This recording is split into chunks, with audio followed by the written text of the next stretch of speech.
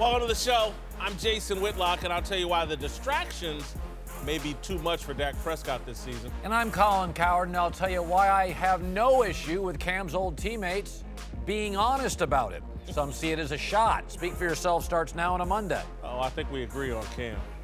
On a Monday, Finally. we're agreeing, yeah. All right, hello and welcome. We're joined today by a couple of NBA champions, Steven Jackson and Dante Jones. Let's start with LeBron James, who became the latest target of President Trump's Twitter account Friday night, with the commander and troll attacking LeBron after he said Trump was using sports to divide people during an interview with CNN's Don Lemon. Trump specifically took aim at LeBron's intelligence, saying Lemon made him look smart, which, quote, isn't easy to do. Adam Silver and several star players defended LeBron. Cowherd, should the NBA be worried about this feud? I don't think so, because I really believe that Trump's audience is the NFL audience to a large degree. I've never felt that with the NBA. The NBA kind of mocks Trump, considers him a cartoon character. They just kind of laugh. Coaches do, players do, stars do. There's no pushback.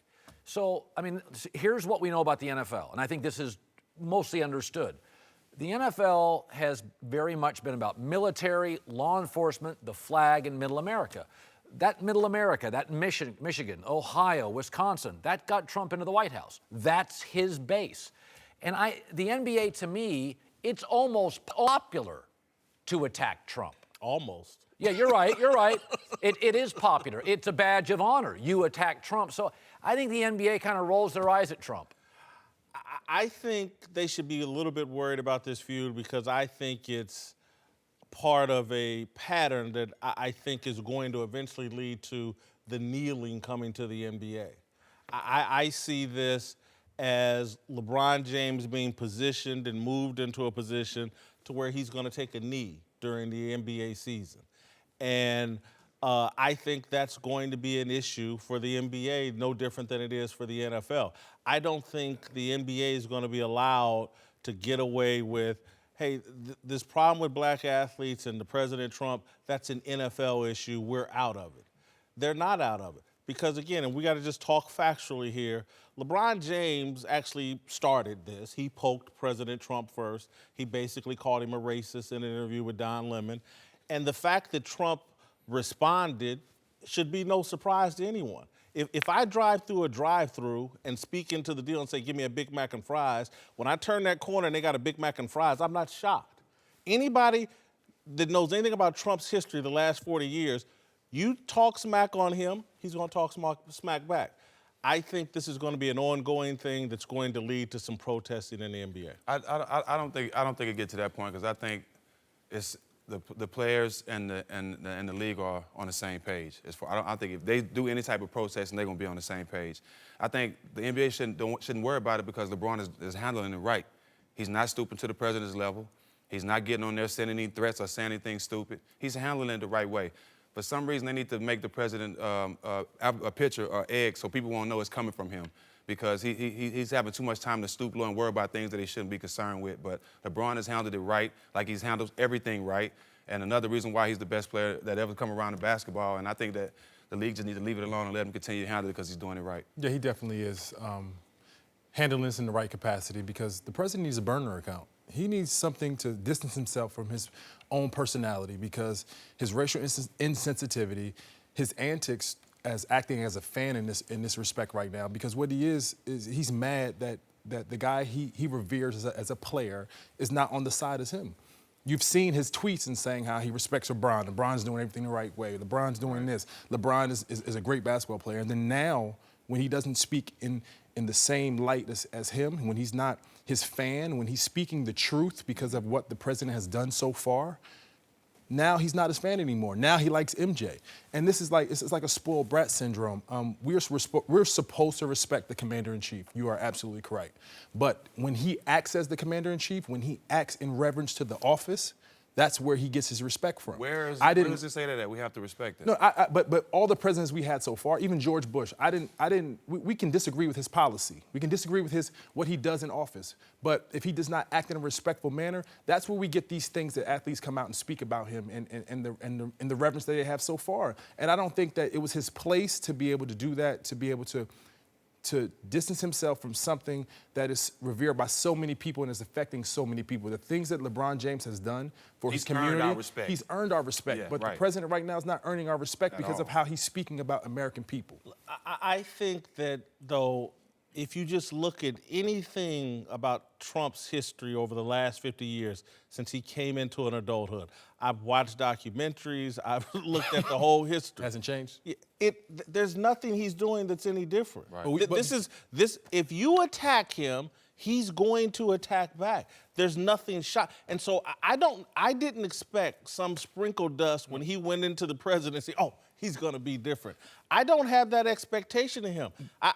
He's going to be the same bully troll he was all the way up through his time in New York, all the way through his life. He's right on brand. I don't think he's bothered by LeBron James attacking him.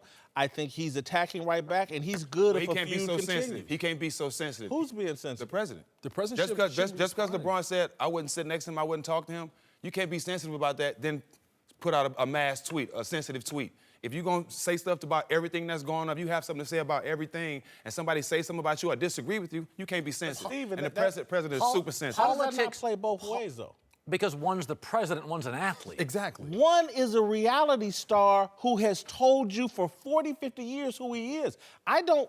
I'm sorry, and I'm not saying this to be offensive, but it's like we have this expectation of white people that if we give them some title, they magically become somebody else that they're not. I just don't have that expectation. When you're giving an office a title, when you're giving the CEO of a company, you're supposed to act like the CEO of the company. When you're given a title of some reverence, you're supposed to act because you're representing a corporation, an entity of people, and you're supposed to act in a responsible manner. Politics are much less difficult when everybody in a room is aligned in the same tunnel, right? So the NBA is anti-Trump. It is the anti-Trump league. So the question is, should the NBA be concerned about LeBron Trump? No. Commissioner, owner, player, GM, coach, scouts. They're anti-Trump. That's why the Warriors can talk politics. It's easy. The Seahawks do. NFL's not all aligned. I don't think all NBA owners are aligned. No. I don't think all NBA players are aligned. I think one side has been bullied into silence, and you can't say anything, and so they're silent. But the outspoken people, the people that want to be popular over Twitter, yes, they are very highly public anti-Trump and are acting shocked that Trump is acting the same way we have seen him act for 50 years. I'm just not shocked. We're not shocked. There are NBA supporters who support Trump, but the NBA is inclusive, and the NBA is when it's right is right, and when it's wrong, it's wrong. And when there are people who stand in a Republican manner, and we respect them, and they have those ideals that they stand by, but they do understand when our president is acting in a neglectful behavior. Part of Trump's critique also included a shot at LeBron's game, saying, quote, "I like Mike." But Michael Jordan was among the people who jumped to LeBron's defense, saying, quote, "I support LJ. He's doing an amazing job for his community." Now, some people are criticizing Jordan for not pushing back more on President Trump. Jason, are you okay with Jordan's response? I'm not remotely shocked. Again, this is right on brand for Michael Jordan. He does not want to involve himself in politics, and so he's not. And so it's no different than, like I said, when I hit that drive-through and I turn that corner, they give me what I expect. Michael Jordan just gave me exactly what I expect from Michael Jordan. He's not interested in involving himself in politics. Yeah, I mean, he's totally on brand. Mike's always been about business. He's been bottom line. He's punched teammates. You know, Mike is all about production, content, sales, Michael. So to me, this doesn't surprise me at all. I mean, in fact, I was surprised he had a tweet. It almost looked reactive. It almost looked reactive, and I was surprised Michael would even acknowledge it. I expected more out of Mike, and the guy that I've looked up to my whole life, and he's been the greatest basketball player to date. I expected him to give us more, give LeBron James more support. Jeannie Buss's comment was perfect.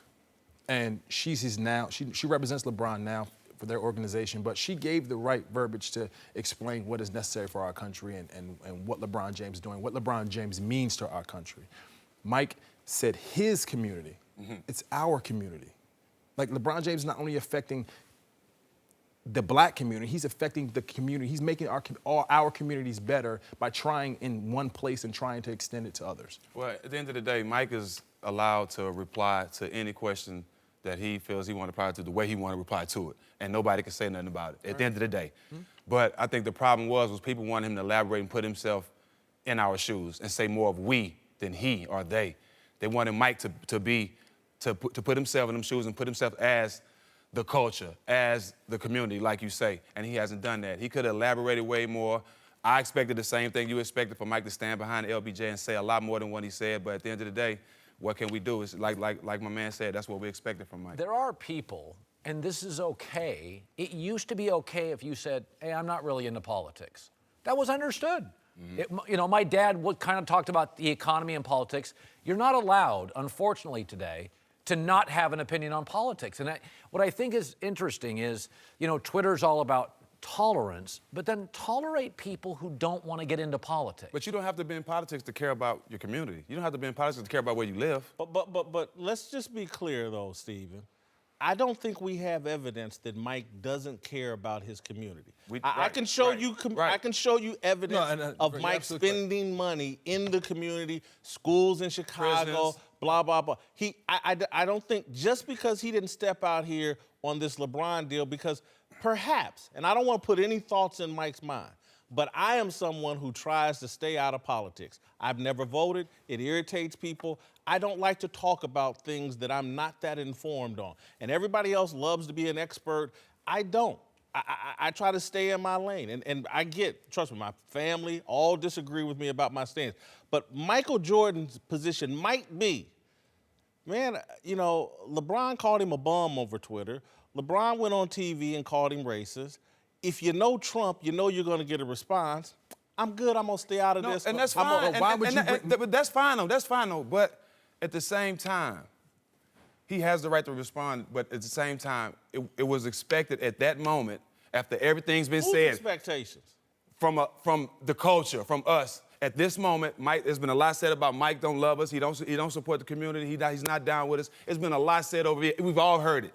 This was a perfect example for him to stand up there and say, we, or put himself in our shoes and end all that. And he didn't do it. I expected him to say, you know what, keep my name out your mouth, because it wasn't a Michael Jordan, LeBron James, Donald Trump conversation. It was LeBron James and Donald Trump. And why did you have to bring my name up to trying to divide us even more? Right. That's what he tried to do. It wasn't, the Mike comment wasn't on brand with what LeBron James is doing. You didn't have to bring Mike into this. And I expected Mike to come in and say, leave me out of this. And LeBron James is doing a great job for our community. That's all I expected. One other possibility, and this will sound far-fetched, but I believe it's a possibility. Okay. I think we're all sitting around, and I watched everybody's heads explode. I don't think Trump's comments were intended to be taken seriously by Donald Trump. I think that's why he said, I like Mike. That's unfortunate. I'm just telling you, that's why he said, I like Mike at the end. It was like the sarcasm font, or look, I'm just joking, this isn't that serious. And this is, the reason why I say that is because long before there was a Donald Trump as president, I've said since 2009 when I joined Twitter, don't take my tweets seriously. If you want to judge me, judge my columns. The stuff over Twitter is just a stream of consciousness, a stream of people's stupid thoughts that are virtually meaningless. Put an egg as your avatar in too. Put an egg as your avatar in too. You and Donald can both get eggs as your avatar. Not as the commander-in-chief. I think, when you're the commander-in-chief, you have, even if it's unintended, influence. You just have to be better. I mean, that's the reality of it. Our country says you can't even be president until you're this age, you've had this accomplishment, you've been voted on by him. You have too much power. I mean, if that's the case, you could say, hey, we're bombing Russia. Sarcasm. I mean, Ronald Reagan. That's a real action, Colin. But I mean, Ronald Reagan got massive heat one time on his radio address in the preamble, just joking about bombing Russia. Now, that was in a time of no social media. But it was like, whoa, President, not acceptable. We got an adversary out there.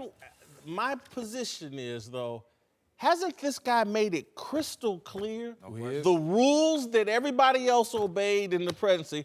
I'm not going to. Right. And so I'm just telling you. But are we normalizing it?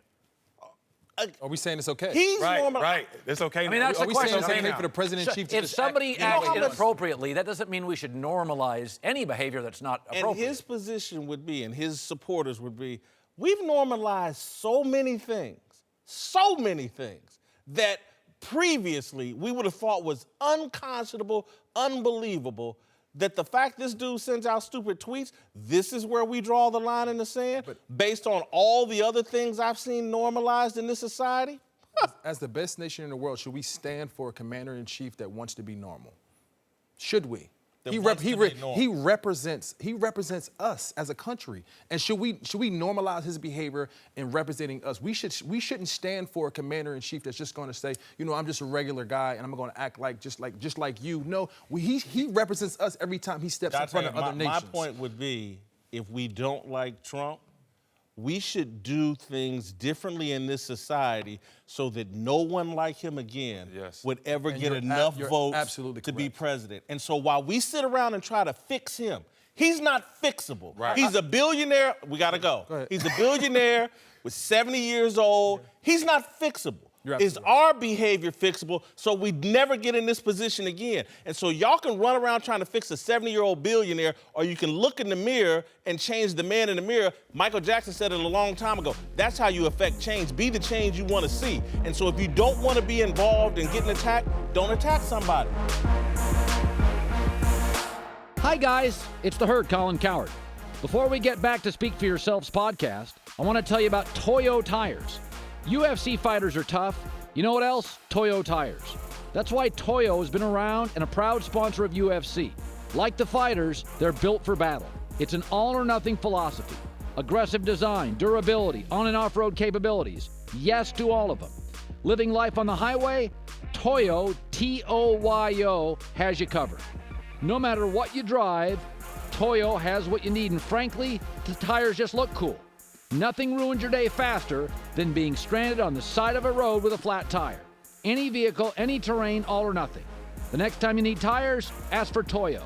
To experience more, visit T-O-Y-O, ToyoTires.com/UFC. ToyoTires.com/UFC. Now, let's get back to the show. All right, welcome back. Joined now by Fox NFL analyst Cody Gonzalez. Let's move to the National Football League, where former Panther receiver Kelvin Benjamin just went after his old quarterback Cam Newton, saying he would have been more successful as a receiver if he'd played with, an accurate quarterback with more knowledge, like Aaron Rodgers, Eli, or Big Ben. Cam, for his part, took the high road in a response on Instagram. Hey, I ain't gonna go back and forth with him. I'm just gonna work, you feel me?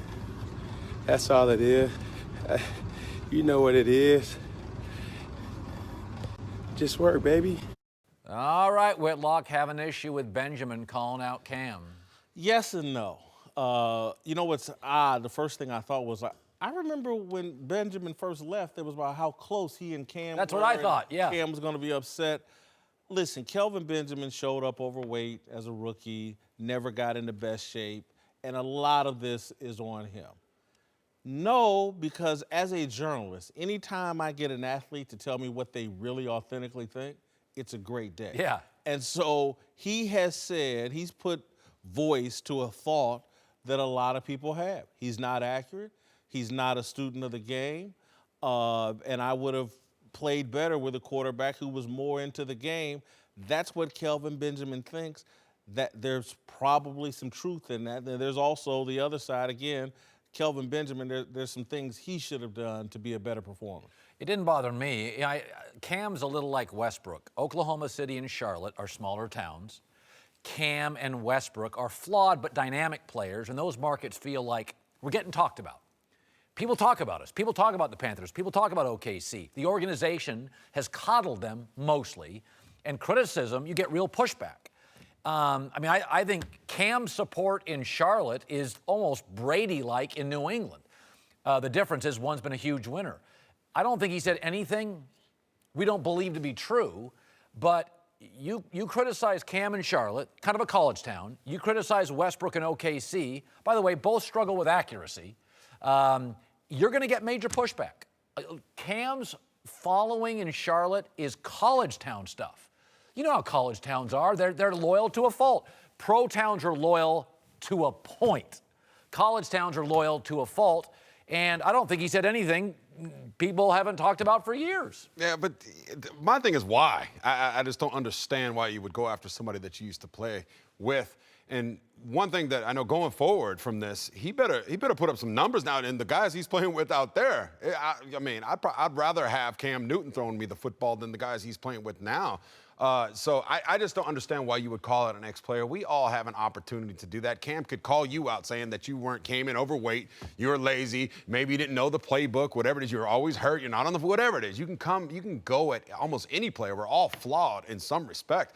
It doesn't make sense why you would go after it. I mean, Cam Newton is a dynamic player. He's an MVP of this league. Is he an accurate guy? No, we know that though. I mean, his biggest attribute is being athletic, 6'6", 265 pounds. We know what he brings to the table. When he plays that ball of Cam Newton ball, which is where he's running the ball, that's when he's an MVP caliber guy. Look, I'm hoping that there's some upside to this because I'm someone that's not giving up on Cam because I think he's a really talented guy. I think he's capable of playing at an MVP level again.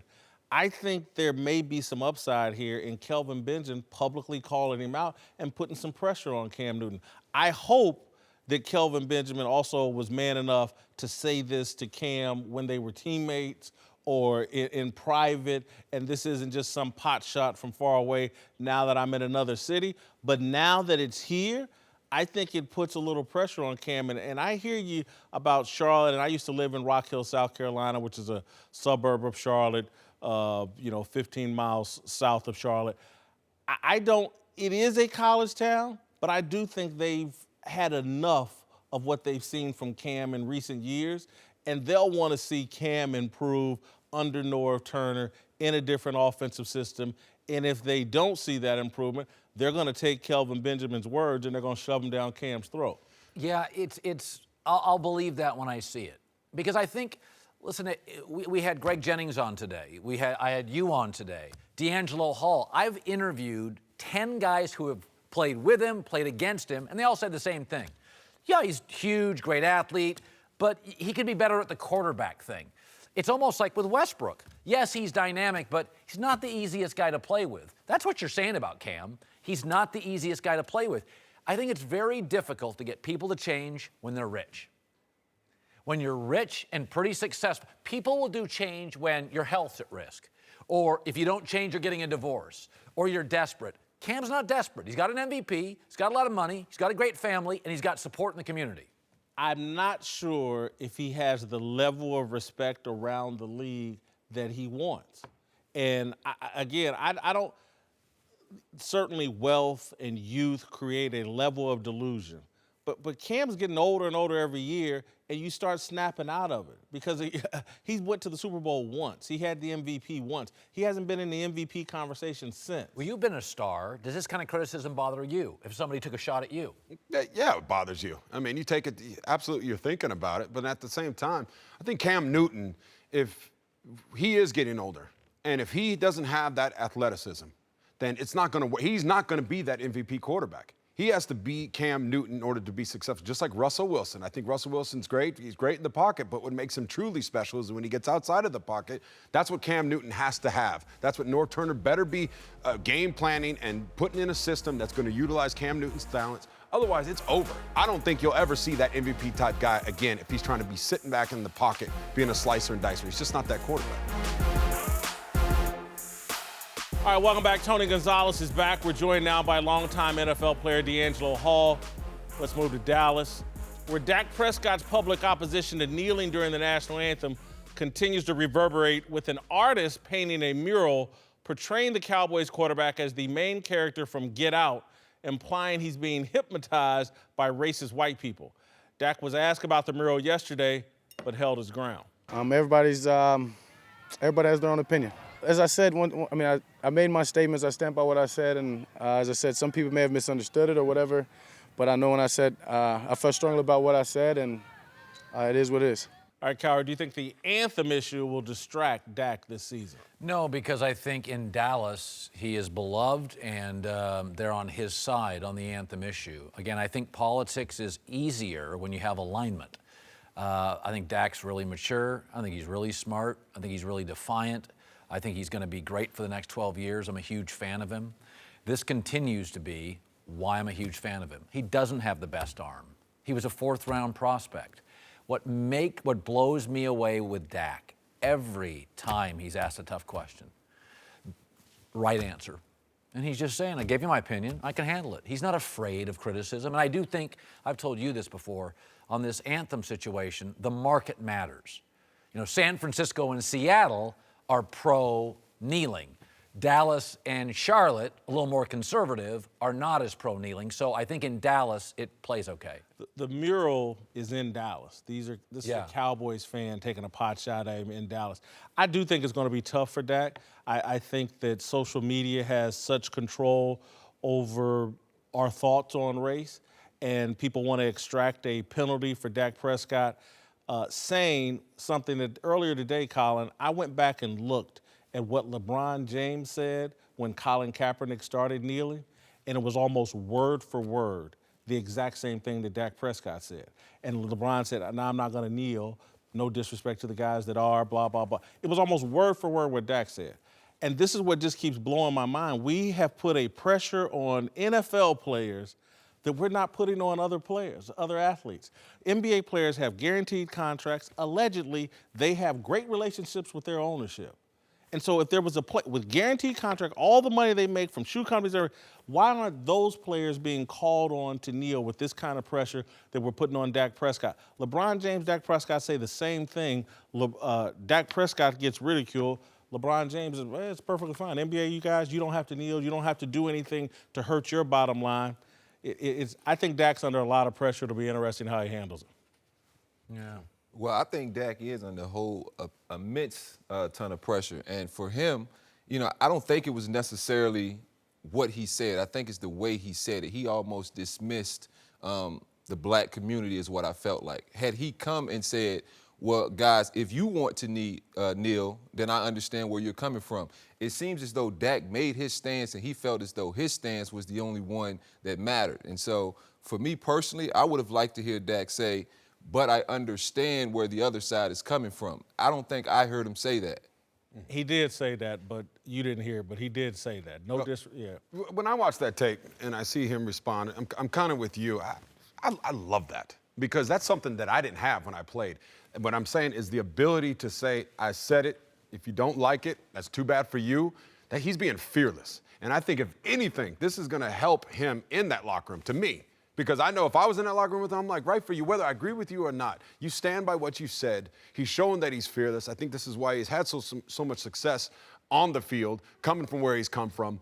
I love it. I think this is great. And it is sad to think that because he's speaking his mind and he's saying this is my choice and it's what I believe in, and you're going to call me, I mean, that type of mural, I'm selling out. I'm in a trance. It's not fair at times, but that is the world that we live in now. But I love how he handled it. I think the mural got defaced already. Yeah, it did. Someone ridiculous. put sunglasses Whoever put on that it. up there is ridiculous. Only thing, I agree with D'Angelo, though, about the pressure he's under, because the only way this is going to work for Dak is if he plays at a high level.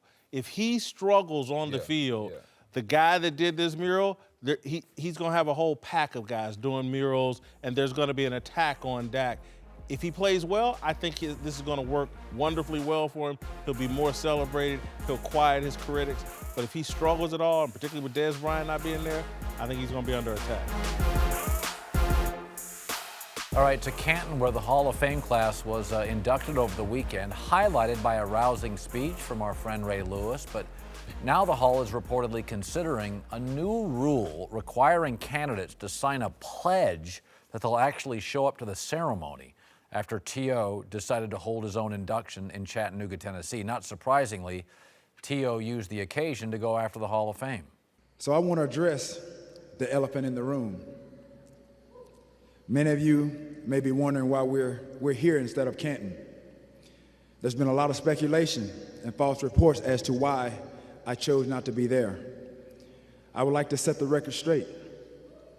It's not because how many times it took for me to be voted into the Hall. It's about the mere fact that the sports writers are not in alignment with the mission and core values of the Hall of Fame.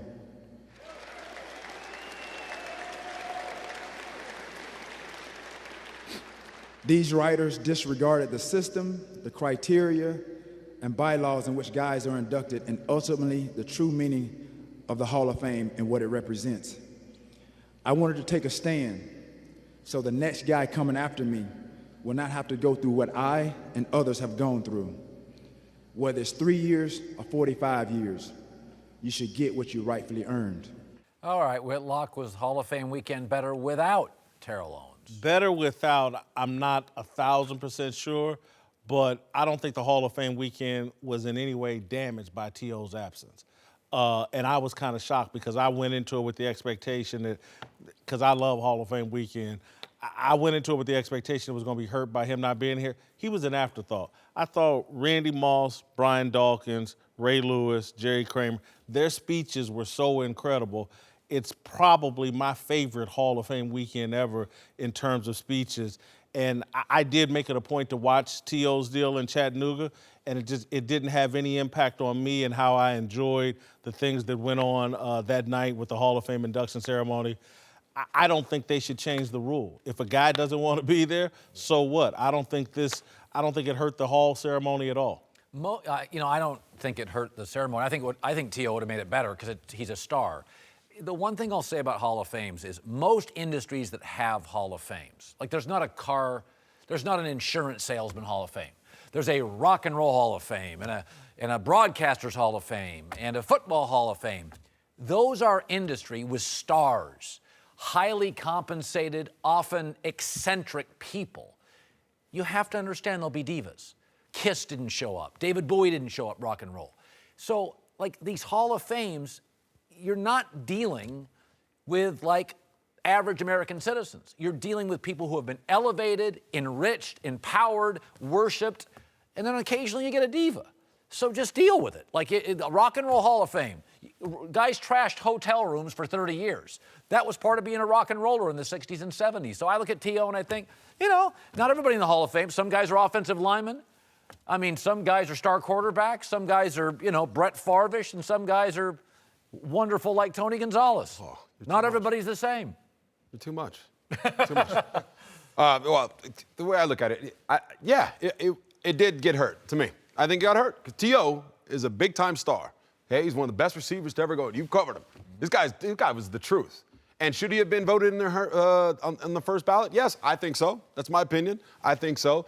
But the way he went around about it, I don't agree with it. I think you cut your nose off to spite your face. Even though I agree with everything you said, it does not make sense according to the bylaws of the Hall of Fame induction process. You don't care about what they did off the field. It's all about what you did on the field. So he has a point there, and I understand everything. But I think the Hall of Fame, for sure, it would have been better if he was there with all those guys, Ray Lewis, Brian Dawkins, all those people. It would have been better if T.O. was there. That's absolutely, I think from a fan perspective, for sure. Yeah, absolutely. I would have loved to see T.O. there. I think everyone knows when you talk about receivers in the National Football League over the past 20, 30 years and then go back even longer than that as guys who are in the Hall of Fame, T.O. is definitely on that list, and he should have been a first ballot Hall of Famer.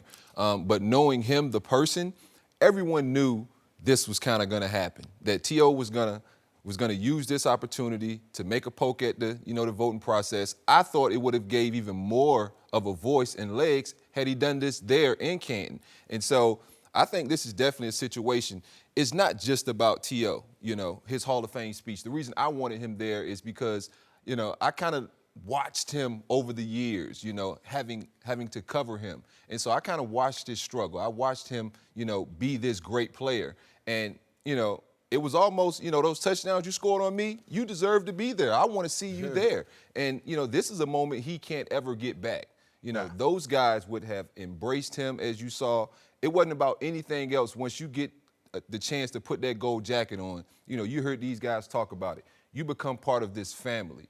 And I think a lot of those guys wanted to see T.O. there. We as fans wanted to see him there. I don't think the rules should change, to each his own. but I don't think you'll see a lot of guys following suit and not going. I agree with that. This is such a huge stage. Tony, I know you're looking forward to that day. And I've been to 3 of them. I got to see Marcus Allen, I got to see Michael Strahan, got to see Warren Moon. So I got to experience this weekend. It is amazing. And that's the thing, that's why I'm saying it would have been better also, too, for the people around him, his family members, all the people that he thanked. They missed out. 20 years from now, do you think T.O. regrets it? Oh, without question. He may regret it next week. D'Angelo's point, though, about him going there and carrying his message on that stage, that's kind of why I'm glad he didn't go. Because I think if he had gone, he would have been disruptive. And if you listen to his speech in Chattanooga, what blew me away, he had more reverence for Kobe Bryant and Michael Jordan than any former football player. T.O.'s not a football guy. That's why he's not at the Hall of Fame. T.O. was a basketball player who could play football, and that's where his gift was. But his reverence for football isn't there, or he would have been there. And so that place and that enshrinement isn't really for people that don't love the game that way. That dude talked about Kobe and Michael at his Hall of Fame. I'm like, what the hell did they have to? But it motivated him, but he's not a football guy. He's a basketball guy. Welcome back. D'Angelo Hall is back, and we're joined now by college football reporter Bruce Feldman. Let's move to college football, where Ohio State announced they expect the investigation into Urban Meyer's handling of his assistant's domestic abuse allegations to be completed within 14 days. After being caught in a lie about what he knew and when, Urban now insists he followed the proper protocol in handling the issue. Whitlock, you think Urban will survive this scandal? I'm starting to think he is. I said it last week that Gene Smith is going to be Frankie Pantangelo from Godfather 2. If you remember, he committed suicide while in prison, and they took care of his family. That's what they're going to do for Gene Smith. He's going to bite the bullet here and let Urban survive. And that's where I think this is headed. When they start talking about, hey, we're going to wrap this up in 2 weeks, they have figured out a way out. I agree. I think he survives. I do think it's possible there's a suspension, but I would go to you on this. What is your take? You know, not just, so after our show, Zach Smith, the fired coach, he went on a media tour and bounced around. And I don't think he necessarily helped his own cause, but I think he helped Urban's cause to some degree. And I think what they both did was kind of put the ball back in Gene Smith's court, where they said, hey, Gene Smith was the one who actually notified Urban Meyer. And if what he says is true about being Urban, if he did follow procedures and protocols and did not mislead anybody, I think he will survive it. I have no idea what's going to happen with Gene Smith here, because I think the big question is, if all this stuff went on in 2015, why did you fire him the night before Big Ten Media Days when you didn't give the best answers, whether you blatantly lied or misled a lot of people? There's still a lot of questions we don't know, and that's a lot to get sorted out within the next 14 days. Yeah, I think at the end of the day, great football coaches survive bad situations. You look at Bobby Petrino. So, like you said, we don't know all the details right now. So I think he survives not knowing all the details, but depending on how that investigation comes out and what new information we learn, I think the severity of his punishment will be decided then, because we don't really know exactly what Urban's saying he knew about. He's going back and forth, and we did catch him in a lie. And so if there's more lies that they end up discovering against Urban, maybe he doesn't survive it. But, I think he will, because he's a great football coach. Listen, Urban had a really bad press conference at Media Day. He said, I wasn't prepared. Well, he gave the same answer 10 times, so he was prepared. He had talking points. It was just bad. Like, I don't know who gave him the heads up on it. He had a really lousy press conference. If that's the worst moment for him, he'll survive that. People don't have a problem with a coach lying to me or you. If he lies to the NCAA, he's done. If he lies to his athletic director, he's 50-50.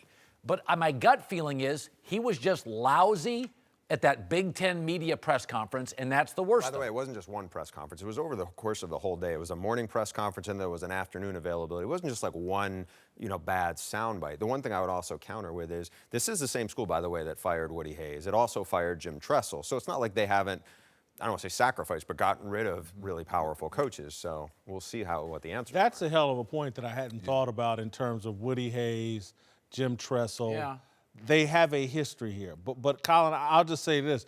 The media is not going to let it go. No, they'll attack it. And so, because it's not just about lying to the media that one time. The media's contention will be, and Urban will have to figure out a way to push back.